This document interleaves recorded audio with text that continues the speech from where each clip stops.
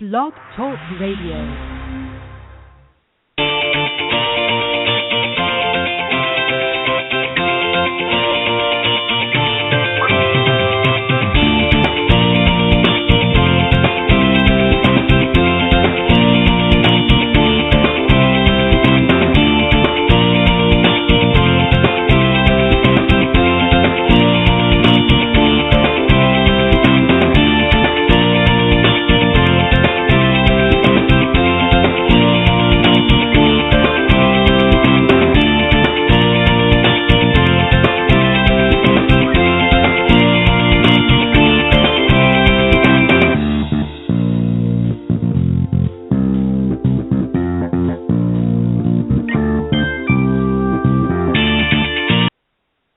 All right, good morning, everybody, and welcome to the Women of Golf. I'm your host, Ted Odorico, and of course, I'm joined by none other one of the hardest working women in the LPGA profession. That's Cindy Miller. Cindy, welcome back.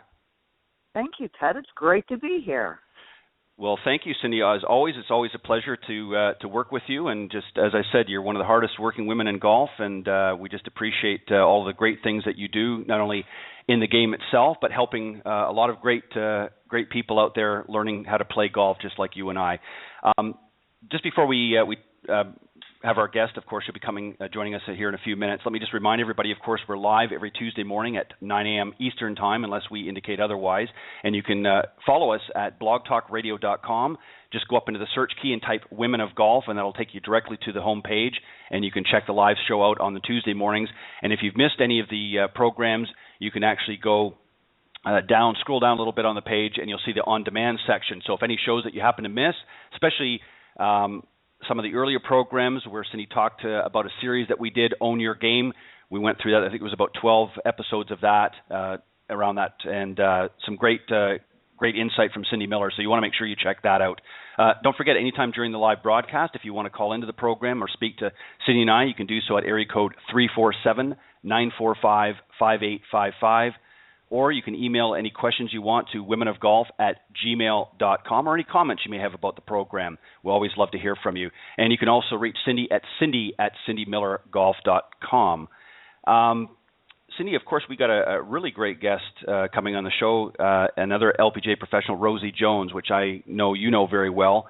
But before we get her, we're just going to wait a few minutes for her to come online here. Cindy, I thought I would ask you maybe if you could talk about just a couple of some of the memorable moments, if you will, of 2014. Oh, wow. Get you right out of the gate. Yeah. Hi, how are you? You know what I've done this year? I've learned a lot. Mm-hmm. I think I've learned a lot. I've gotten some extra certifications. I went to be Golf Psych certified. I'm getting certified in judgment and process and how people make decisions. I had the opportunity to speak at the Microsoft World Partner Conference, and that was awesome. I did 2 sessions, The Privilege of Pressure and the why behind what motivates you. So what motivates people to action, which was awesome. I had the opportunity to speak at the EWGA National Leadership Conference, and I did a session called Improve Your Team from the Inside Out. And I also did the Women's ACE Insurance, Women's National Leadership Forum, and I did 2 sessions, Improve Your Team from the Inside Out and Golf 101 for Executives. So I did an awful lot of speaking engagements.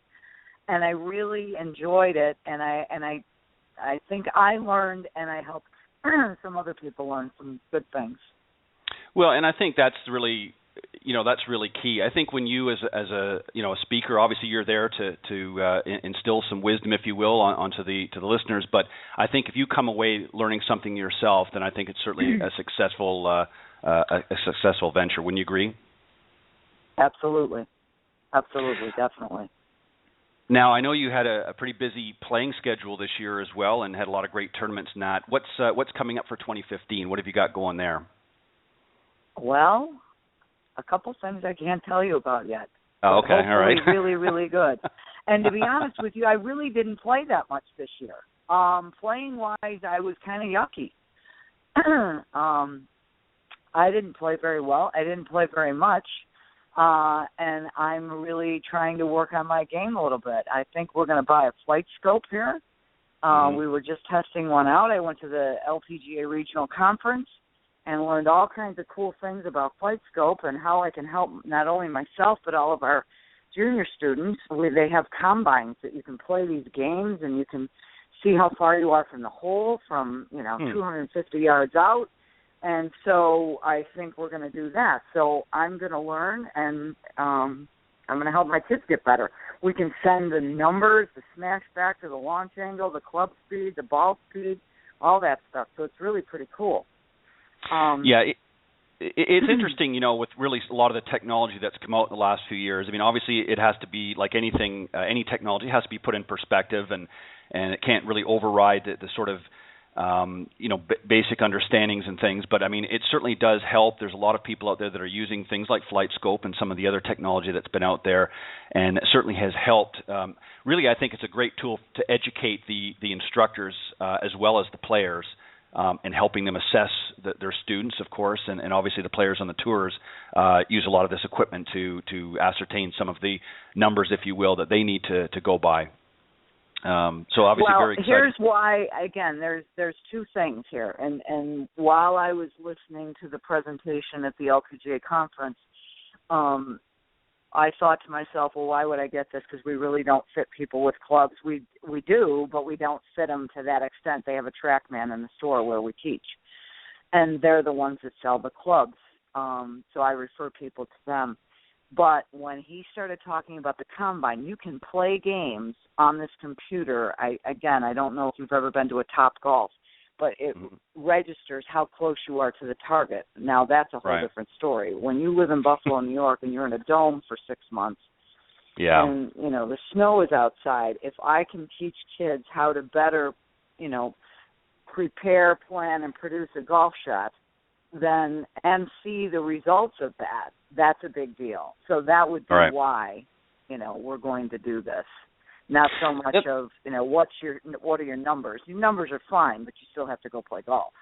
Right. And let me ask you a question, because you just said something that kind of raised a thought here, because obviously I'm familiar, being from Canada, of course, we have some domes up there and around the Toronto area and beyond, but I know as well as you, obviously, the distance is limited. What you can hit, you can't really hit. I mean, you can certainly hit full shots, but obviously there's limitations on how far you're going to be able to track it. How do you sort of work with that, knowing that there is a certain limitation? Up until now, obviously, the technology is going to kick in and help a little bit more, but how do you sort of help gauge the success of because you're obviously in your shorter irons, you're going to see a more true ball flight, but when you get into some of your longer clubs like a driver, there's going to come a point in time where it's going to hit the other side or what have you. So how do you sort of work with that sort of limitation? You can definitely see it. We've got our dome's 100 yards long, so you can see what it's doing for 100 yards, which is long enough to know where it's going to go. Sure. The student can not only feel it, but we can see it, and we can see what their body's doing, and therefore we know what the club face is doing, and therefore we know where the ball's going to go. Right. Because the face, tells the ball what to do. The dome has been a lot better for us than, if you will, a cage where it only flies 10 or 15 yards. Yeah, exactly. And it's very, very high, so you can see, a third of the flight if you hit it 300 yards with a driver. You can also stand on a corner, you can stand on one end of the dome and hit crosswise and see it fly a lot further, probably 125 yards. So you can tell pretty much what it's doing. And not that many of our students hit it 300 yards, so. No. No. Although our son does, Yeah, that's true. I put my son on that flight scope, and he was flying a 6-iron 210. I'm like, okay, go away. Yeah, I anyway. know. It makes you sick sometimes when you look at that. I see as I'm getting a little bit older, my distance is getting a little shorter, so I'm trying to work on that as well. But Cindy, I see that Rosie's waiting alongside here with us. So let me just mention a couple things about our guest coming on here, and then we'll bring her on and talk to Rosie for a little while. For those of you that are just tuning into the broadcast, of course, our special guest today is Rosie Jones, an LPGA professional, and of course, she's been playing in this game for a long, long time. She played on the LPGA for 25 years and was a winner of 13 LPGA titles. She also played on 7 U.S. Solheim Cup teams, and was a captain in 2011 of the team. She currently ranks number 14 on all-time career LPGA money list.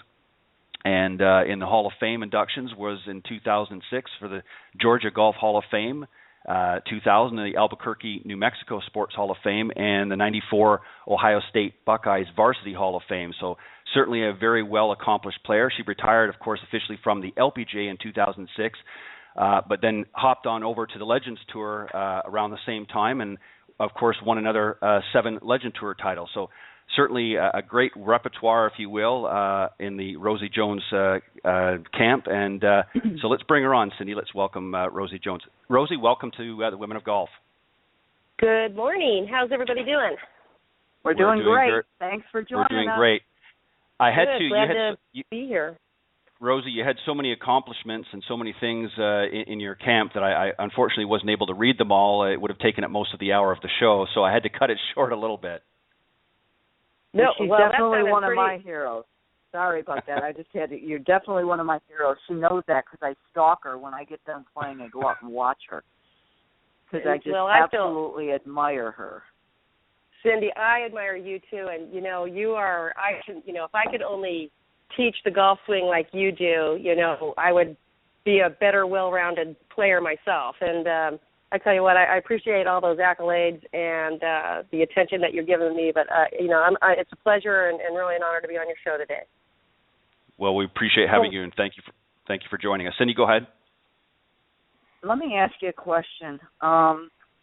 One of the main reasons I admire you is for your diligence and your resilience and your tenacity and your ability to play within yourself and not allow committee members to try to make you into somebody you're not.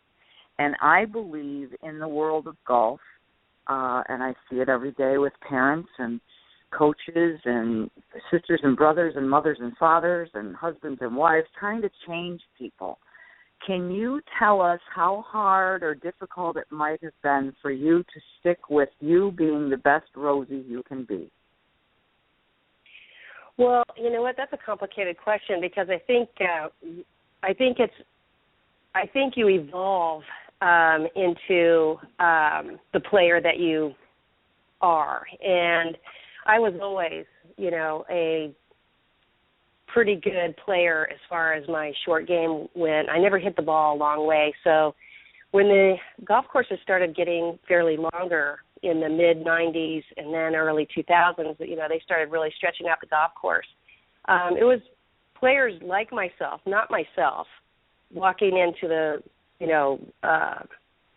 officials' trailer saying, hey, you guys are stretching out these golf courses too long. For me, I felt like if I could play these longer golf courses and still beat better players, that it was better for me because my short game was really good. If I could still get it up around the green and get it up and down, still making birdies, when I had those opportunities on the par fives and shorter par fours, par threes, then that was going to make me a tougher player in the long run. And that's basically what happened. And then when the hybrids came out and the 9 woods and 7 woods took place with the 3 irons and the 4 irons, then I was able to really, zone in on those clubs and really kind of, bug those other players because I was knocking those clubs in closer than they were hitting their 8 irons, and that was, that was a lot of fun. But those, I loved when, a longer player would turn around and look at me and go, how the heck did she just do that? But, when the golf courses started getting longer, I just started working harder on those clubs. I didn't complain about, how hard the golf courses were getting. I just tried to keep working on the things that were really good about me, and which was my short game, my putting, keeping it in the fairway, always keeping it in play, and, just working on, the ego of my game, which was, course management and and just stay in control of my golf ball.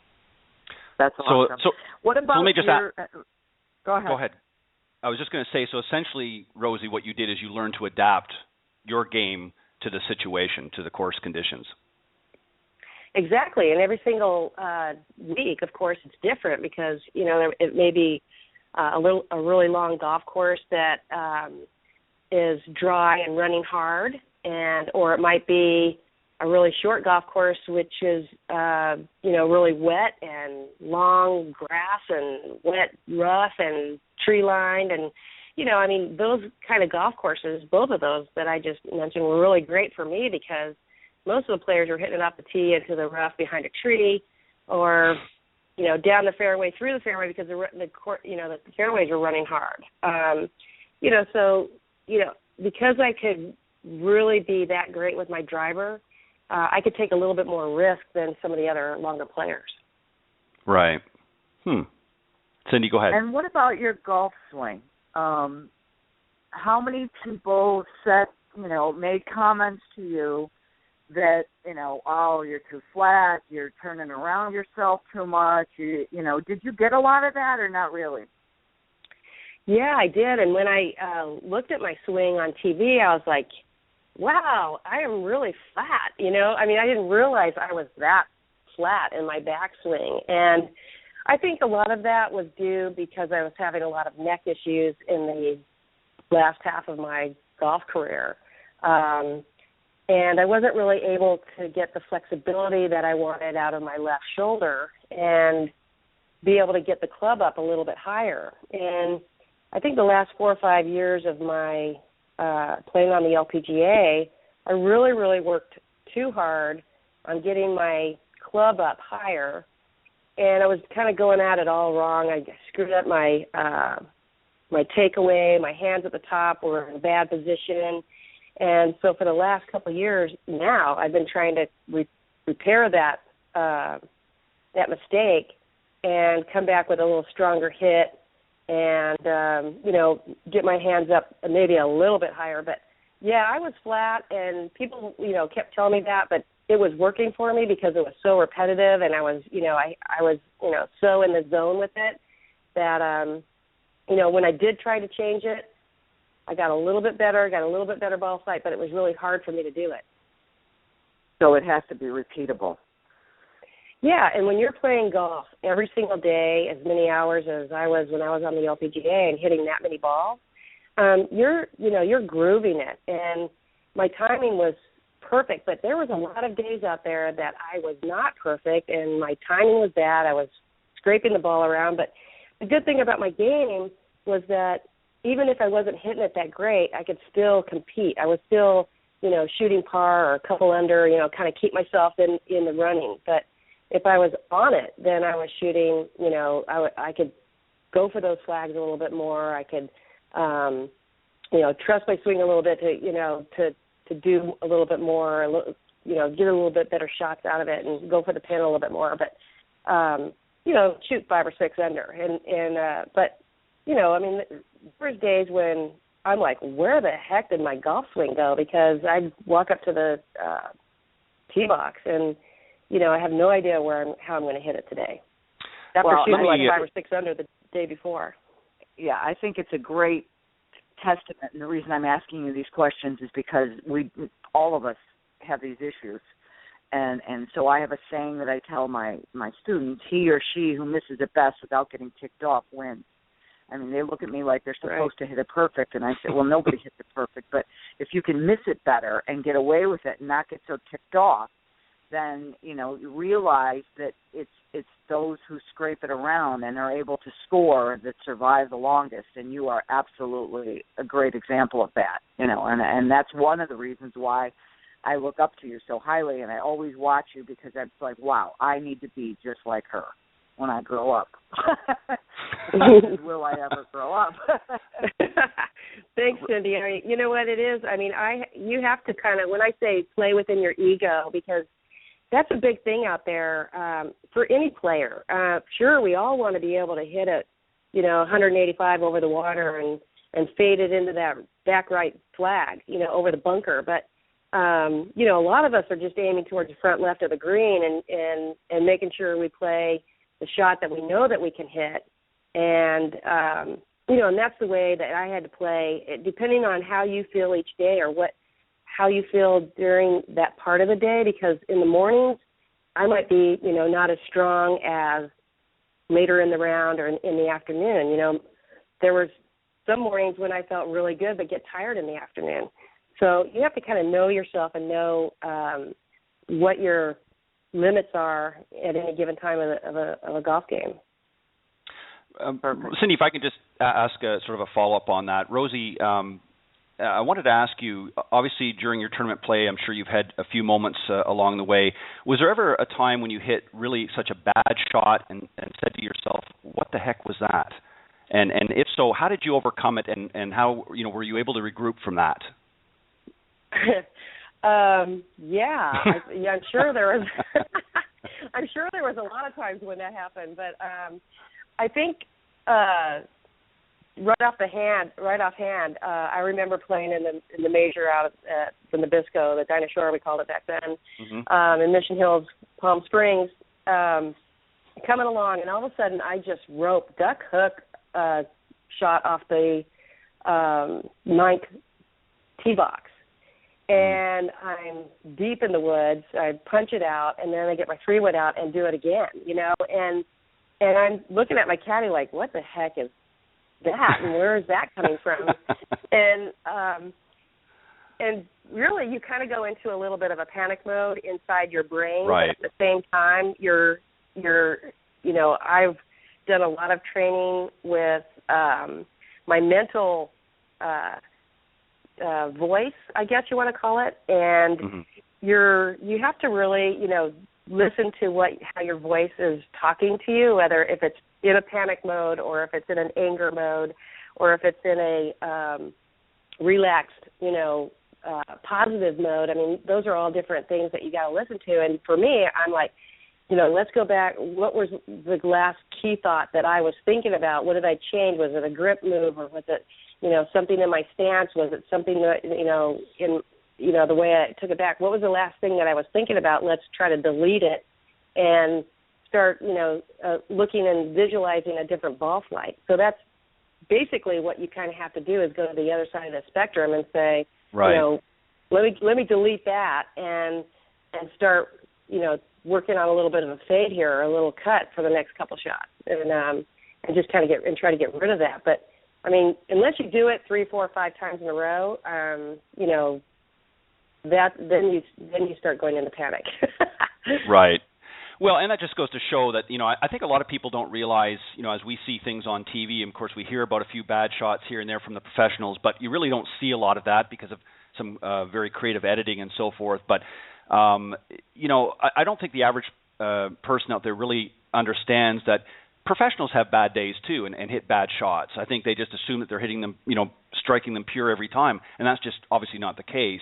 And it's interesting to see how somebody in your position would handle that, and I think that's give great insight to some of the amateurs that are tuning in today. Right. Yeah. I mean, we definitely do, hit bad shots, and I think what's kind of interesting now is like when I go out and play with different people, and they know that they're playing with Rosie Jones, who won 13, golf tournaments on the LPGA and 7 on the Legends Tour. They have these great expectations that, they're going to see like every shot's going to be so perfect and strike so solid and basically, I mean, you're hitting good shots, but at the end of the day, and you're a couple under and they're 7 over, and they're looking at you going, wow, that was pretty cool, and I wasn't that great, but I got the ball around and shot 2 under, so they see kind of that kind of mediocrity, but at the same time, it was pretty good golf. Right, exactly, and it gives a sort of a human element to you as well. I think that people realize that you're going to have some difficulties as well, but at the same time you've got the capacity to sort of put it all together. Cindy, go ahead. I know you had some things that you wanted to follow up with. Rosie, tell us about the Founders Film. I know you're doing a lot of other great things, but I want to start with the Founders Film, and then we'll do the Judson, and then we'll do the Golf Getaways. But tell us about the Founders Film and what can we do to help you make that happen. Well, the Founders Film is a film about the 13 founders of the LPGA. And I got to know the film crew here in Atlanta as they sent me an email wanting to put together, a kind of a cocktail party to get more exposure for funding for the event and for the film, because they're on a deadline, and they're trying to raise the money to help finish the film, actually. And they're doing most of the filming right here in Atlanta. As a matter of fact, they did a whole set yesterday out of Capital City right here in Buckhead. And then in we were postponed. I was going to help them do some filming at one of my golf courses at Settendown Creek, but that's been postponed till next spring. So basically, I got to know the director and a couple of the executive producers, and they've been able to recruit players like Kari Webb and Stacey Lewis on the LPGA, and myself and a couple of the other local players around town to kind of help spread the word about the Founders Film and to get this story out there. So it's really kind of a great story of our founders, and I'm just trying to help them push along that and get it out there and get it finished. And when do they expect to finish it? Well, now, they were hoping to get it out by the first of the year or early next spring, but they're still going to have a little bit of filming to do early next spring. And hopefully, I think they were shooting for the Founders Tournament out in Arizona, which happens early in March, I think, or mid-March, to have a finished product. So, I'm hoping, that's what happens. And, they're a great passionate group of ladies that are putting this film together about 13 passionate women that really started the tour and to what we know it is today. And it's really a lot of fantastic stories in itself, like Louise Suggs and Babe Zaharias and all these, great players that came before us, Patty Berg, and it's really kind of amazing how they've taken it under their wing, and they're really, really passionate about making this movie and making it, so that the world can see where the LPGA really started. That's awesome. Well, there's a website. Let me just say, there's a website, thefoundersfilm.com, that people can go and donate money to the film making, and it is a 501c foundation that they have put together for a tax write-off. And also, you can follow Stacey Lewis in their last couple tournaments this year, and every birdie she makes, you can donate a certain amount of money for those birdies, and try to just intrigue the interest there. That's awesome. Yeah, it's really cool. Good. Well, now tell us about the Judson.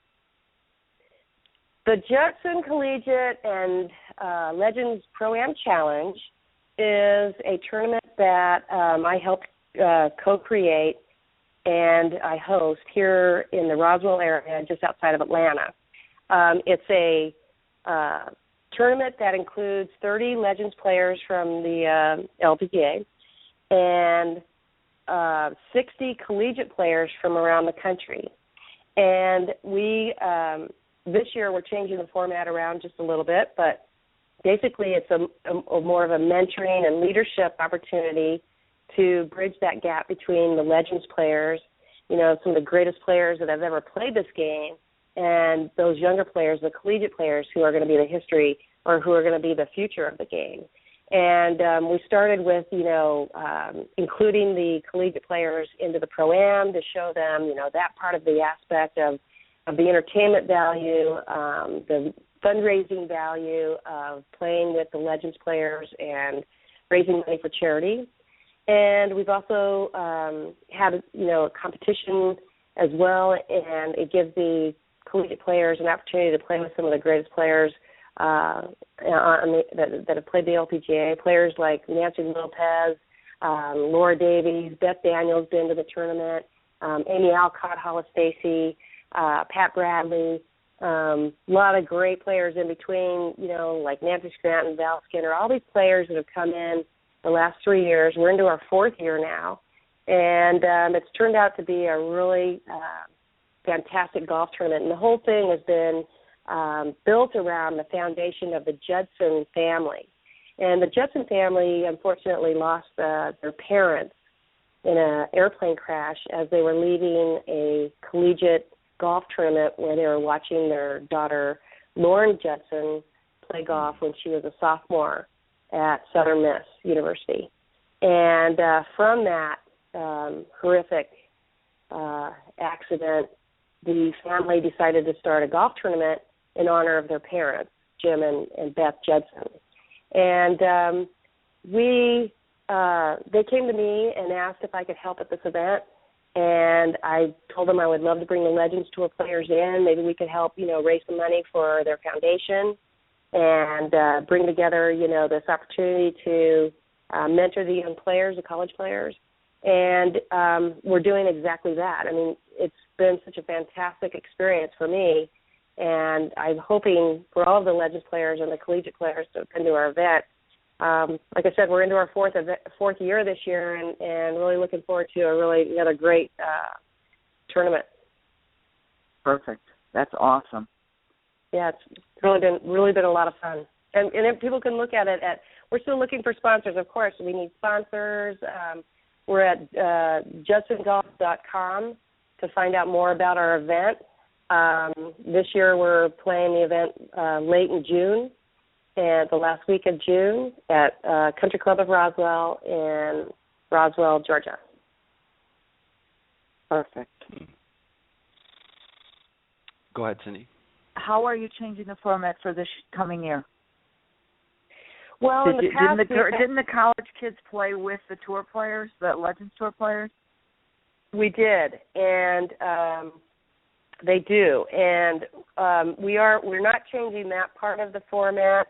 In the past, it's been a one-day Pro-Am and a one-day Legends tournament for a purse of $120,000. And within that day, each Legends Tour player would play with 2 collegiate players. And the collegiate players were playing a 3-day stroke play event, world ranking amateur event. And the Legends Tour players are just playing the one day for the $120,000 purse. This year, because it is hard to raise enough money to run a tournament like that, the foundation has decided and are hoping we're still in the middle of changing this format, but changing it into a 2-day Pro-Am, and the purse money will be distributed a little bit differently, but it's still adding the competition. The collegiate players will still be playing with the Legends Tour players, and there still will be a purse amount of money. It's just a matter about how we format the competition. But they still will be competing with each other, so which will be really fun. That's awesome. Now, Rosie, you've obviously sorry, go ahead. No, you go ahead. I'm sorry. Well, what I was going to just ask about with respect to some of the collegiate players, obviously you've had an opportunity in these last few years, being part of the Judson Pro-Am Challenge. You obviously see a lot of up-and-coming stars, in the making. What is your impression of some of the young college players now that you see? What do you see that you really like and think that they're going to bring to the tour? Well, what's really great is I love that age of the college players. They're still very they're kind of like deer in headlights, and whatever information and advice that you're giving them, they're just really soaking up, and they're just really hungry for that advice. I mean, there's so many days, after we play golf that, I'll see a couple Legends Tour players out there on the range with a player working on part of her swing or part of her putting stroke, or just sitting at the corner talking about their experience on tour or what it was like to have to fire a caddy or find a manager or something like that. And so all of these, great things that we're able to add to their experience leaving the Judson. I mean, they're so fresh and talented. They're, it's just a lot of fun, I played with Rachel Rahana from Ohio State the first year, and we were playing in the Pro-Am, and of course you can be a little, because we're playing like a scramble in the Pro-Am, you can be a little bit more aggressive with your tee shots and stuff like that. Well, she was looking at a whole different golf course than I was because she could hit it so far. And wow. It was just really kind of great to see that. And just try to, change your thinking and your strategy because you had a player that could really do that. And she was just so humble and excited to be playing with me and to watch, some of the things that I could do really well. And it was, it's really great to see that type of player. They haven't, they're still really hungry, still trying to, they're thinking about turning pro. Some of them are thinking about, going into the business world, and that's the great thing about the Judson itself is actually we started a whole new branch of leadership workshop for young women in business, connected with our golf tournament, and they're touching hundreds of women last year at the seminar that we started with young women in business, whether they're just leaving college and just getting into the business world that don't really have this leadership opportunities or mentoring opportunities. We provided, a whole half day of great speakers, women that have been very successful in business, come in and talk to them about how they're going to, control their business life, in the near future. So the whole Judson experience has been, kind of evolving over the last 3 years, and it's more about how do we help these young women, whether they're going into golf or business, go forward with a positive and confidence. Right. Do you find, Rosie, that because golf now is a much more global game than it was, say 20, 30 years ago, the game has really opened up all around the globe. Do you find that it's a more difficult decision for some of the younger players now coming up on which direction to go? There's just so many opportunities available to them now that there maybe wasn't, 20 or 30 years ago. And how do you sort of help guide them into making that decision? I mean, obviously, ultimately the decision's theirs, but, is there some words that you sort of say to them and kind of, move them along in any particular direction, or how do you sort of handle something like that? Well, it's a really great question because your first part of it is, I think it is really a lot more difficult for players to get onto the LPGA or to even look at the tour as an opportunity opposed to when I was thinking about playing on tour. I was competing against mostly 90% other Americans trying to get on tour, where nowadays, there's probably a 25% opportunity for players to get on tour because they're playing against so many other international players that want to play the LPGA. So given that, people really do need to, I always say follow your dream. And if your dream is to be a world-ranked golf player on tour, then I say follow your dream.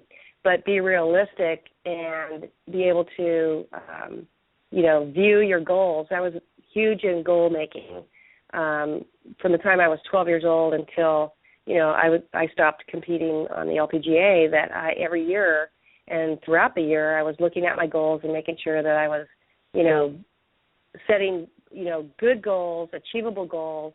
And if I wasn't, can I back them up and look and tear them apart a little bit and reach those smaller goals? And I think girls at the stage where they're coming out and they're thinking that if they want to turn professional, they have to look at their game realistically and their history of the game, their success in the game, and know whether or not they have really reached their potential or can they or will they? Do they have the support to be able to do that?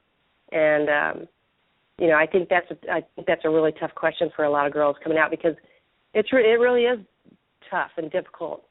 Even if you have a great game, you have to have the mentality to be out there and the stamina and the motivation and the support to be out there all the time and to make it. Yeah, and the competition, as you said, is so fierce. Not just here in the United States, but from so many local international players wanting to come to the LPGA. That the field is much larger. So as you said, it's a much smaller percentage of people that are actually going to even make it onto the LPGA now. So you certainly have to have something else to sort of follow along with. And I think education, of course, has really become in the forefront now for a lot of players, both on the men's side and the ladies' side.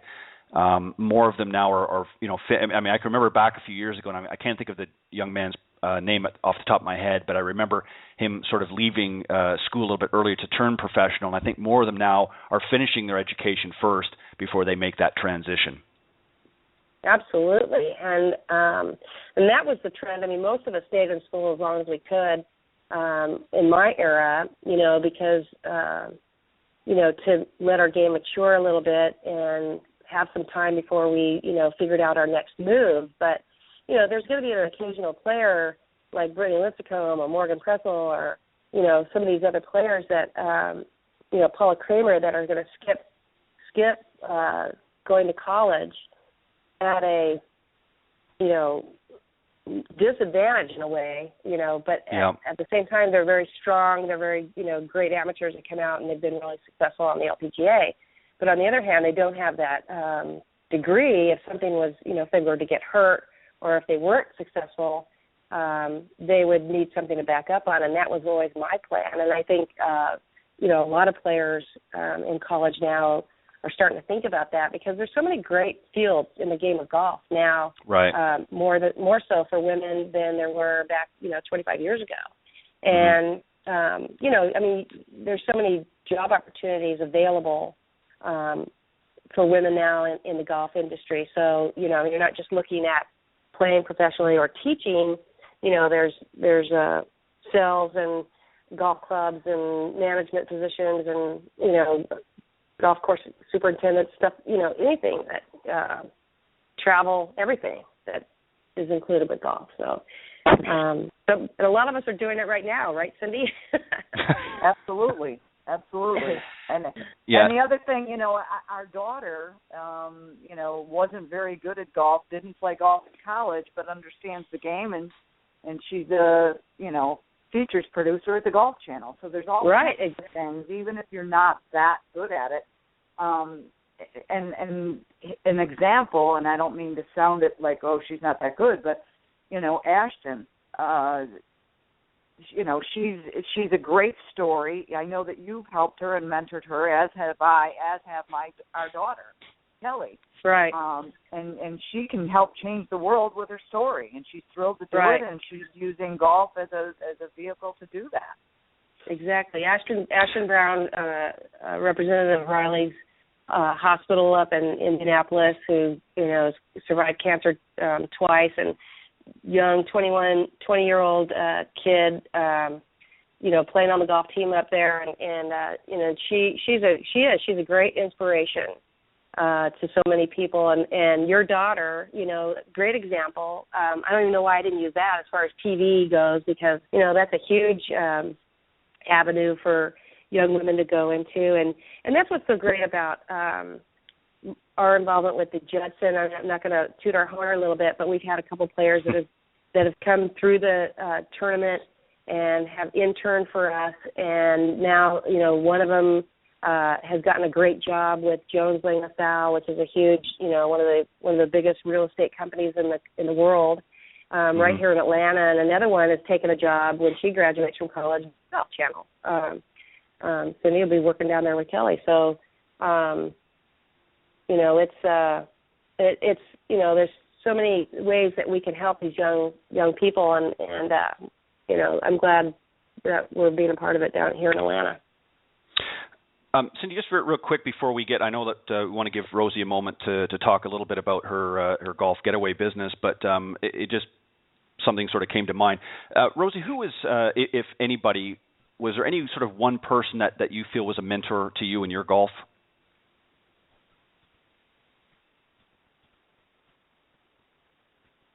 Oh, I think we lost her. She dropped her.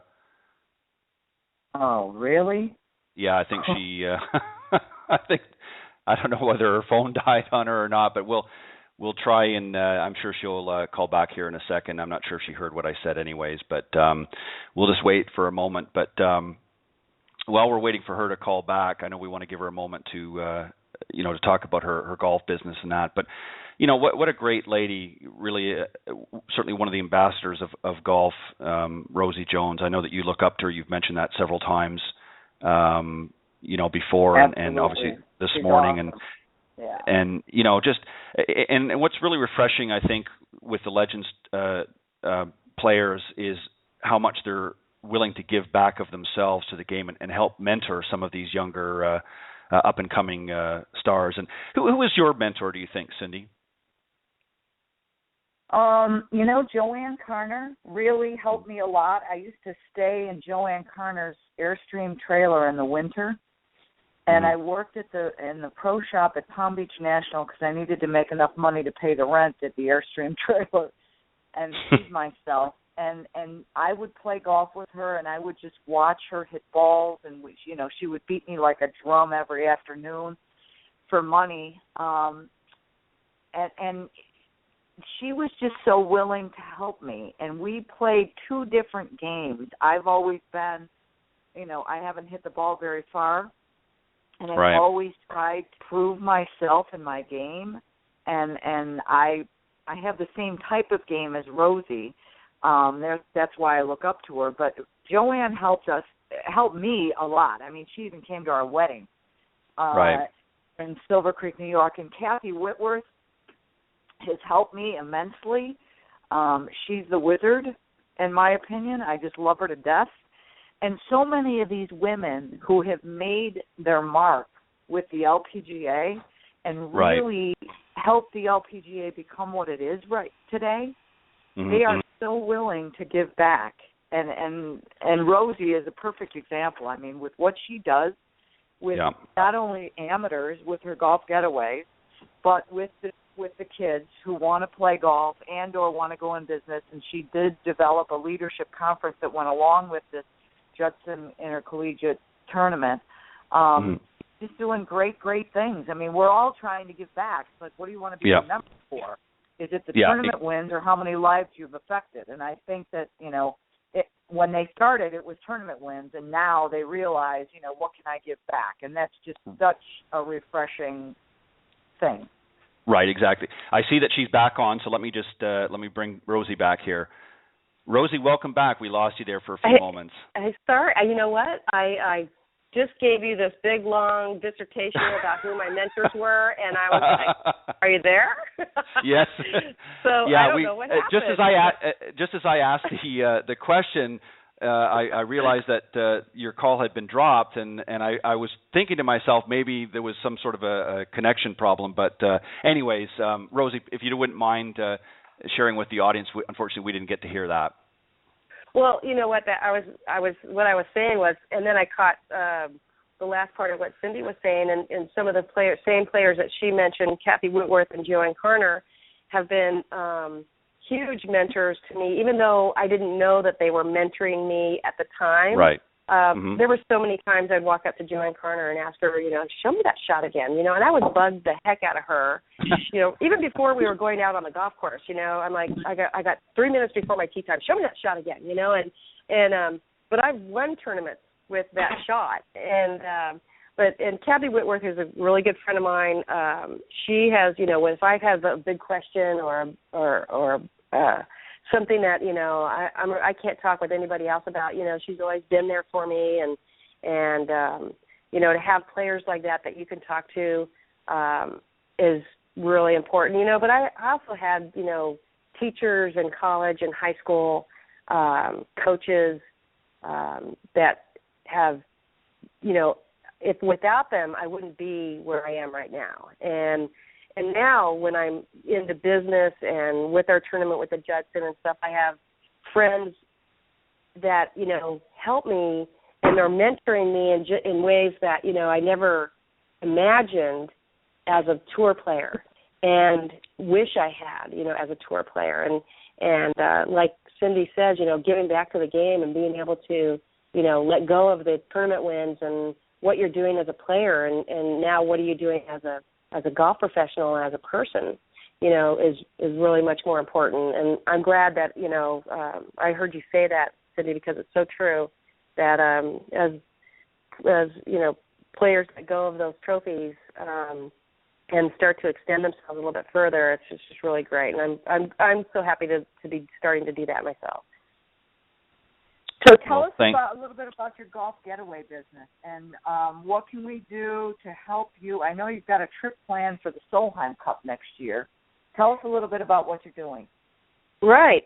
Thanks for asking. The Rosie Jones Golf Getaways I started right as I retired from the LPGA, and what I wanted to do was take women who are passionate about playing golf. And now we'll take men, women, whoever, because there's so many fun people out there and fun places to go, to different destinations and play some great golf courses, have some great meals, get some great golf instruction on and off the golf course. And we've been, I don't know how many, 15, 16, 17 trips that we've done around the country and over to Scotland and Ireland. We just got back from Scotland actually about 3 weeks ago, and we had a fantastic trip over there and played 4 of the rotation British Open golf courses over there. So and got to have lunch at Glen Eagles right before they had the Ryder Cup. So we have a lot of fun, play a lot of golf, and drink a little beer. Just a little. But, we do have a trip. Next year we do have a trip. What I started doing, hosting trips over to the Solheim Cup. And when we have a domestic Solheim Cup, I do a big captain dinner with the captains, open to the public. You can buy a table or something. But this time I have partnered up with women's golf travel that we can. They've got a great package, either 5 or 6 days. You could extend it to go to Oktoberfest, but it includes a fantastic hotel, golf during the stay over there in Germany, and tickets to the Solheim Cup. So I have a special package available, and of course, when I host a package over there, then I'm spending more time with our folks out there during the matches and in the pavilions and stuff like that, and a little bit more access to the skiing with the. Well, you can't get inside the rope. Sorry, I can hardly get inside the rope, Cindy. Well, but no, I know, but I mean it's more insider information. Right. Yeah. Exactly. They get to hang out with you and learn more than they would if they went on their own. Right. Exactly. And and I've seen you do like walkabouts before out there at different tournaments. I mean, we have some opportunities just like that where you can. Walk with walk with myself, and if there's more, need to, get another captain to do that. And so there's great opportunities to get a little bit closer to the action and find out more about, some of the intricate decisions that the captains are making and what like my opinion would be on, some of the strategy that the captains are making and how to play and the matches are going down. So that's kind of a cool experience that we're kind of expanding this year because now, not being a player or not being a captain, we have a little bit more time to, kind of embellish what the trip will be like and expand on that. And how do people sign up? Oh, well, you can go to my website at www.rosiejones.com and follow Solheim Cup events.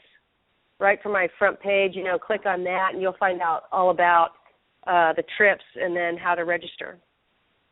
Perfect. And what's the size of the group? Is there a limit to how many you're looking for to fill up, or is it? Oh, okay. So the more the merrier. That's the great thing.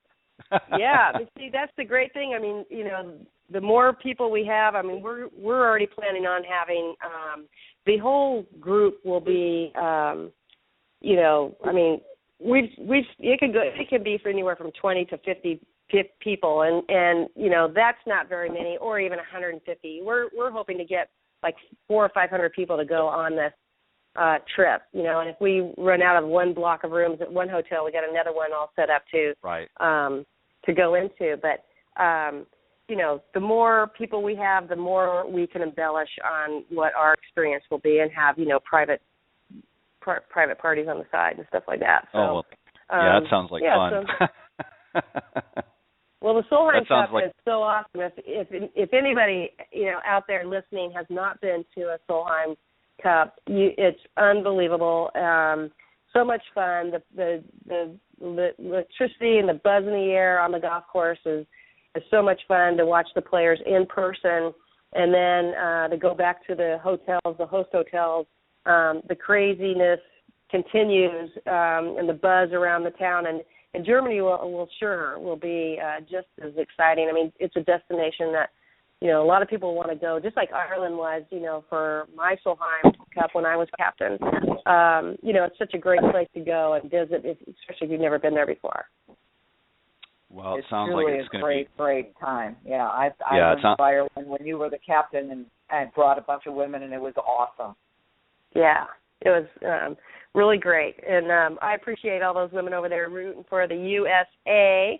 And although we didn't, I thought we had that one won all the way up until about the last 20 minutes, and then it just kind of fell apart on me. But it was a lot of fun.